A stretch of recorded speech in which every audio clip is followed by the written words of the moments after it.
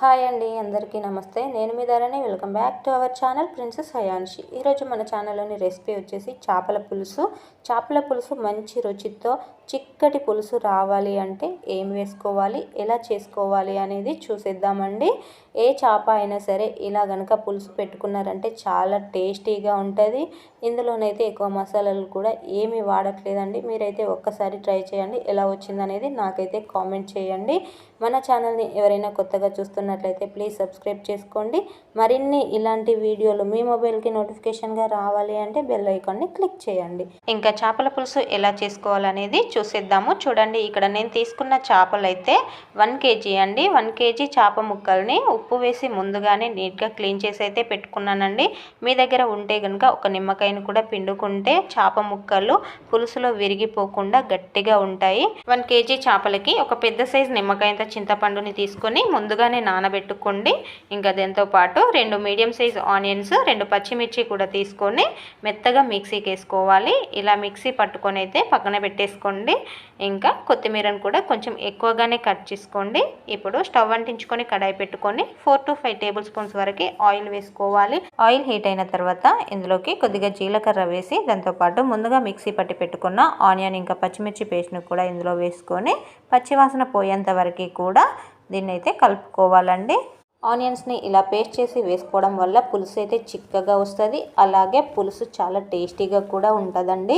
ఇప్పుడైతే ఇందులోకి 1 కానీ 2 కానీ బిర్యానీ ఆకులు, అల్లం వెల్లుల్లి పేస్ట్ను కూడా వేసి పచ్చివాసన పోయేంత వరకు మళ్ళీ ఒకసారి కలుపుకోవాలి. ఆనియన్ పేస్ట్ ఎక్కువ ఫ్రై అవ్వకముందే అల్లం వెల్లుల్లి పేస్ట్ అయితే వేసుకోవాలండి. బిర్యానీ ఆకులు కూడా మీకు కావాలంటే ఆయిల్ వేడైన తర్వాత ముందుగానే వేసుకోవచ్చు.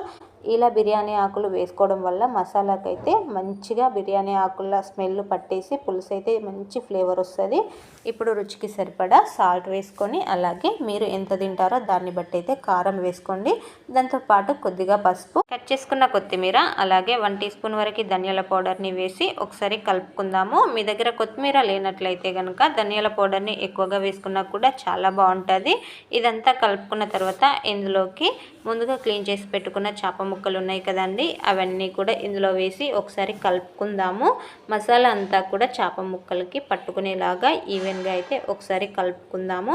నేను ఇక్కడ ఇందులోకి తీసుకున్న కారం అయితే 2 టేబుల్ స్పూన్స్ ఉంటుందండి. 1 kgకి అయితే 2 టేబుల్ స్పూన్స్ కారం తీసుకున్న. పులుసు కోసం మనం ఇక్కడ చింతపండు పులుసును మాత్రమే వాడామండి. టమాటాలు కానీ టమాటా గ్రేవీ కానీ ఏమీ వేయలేదు.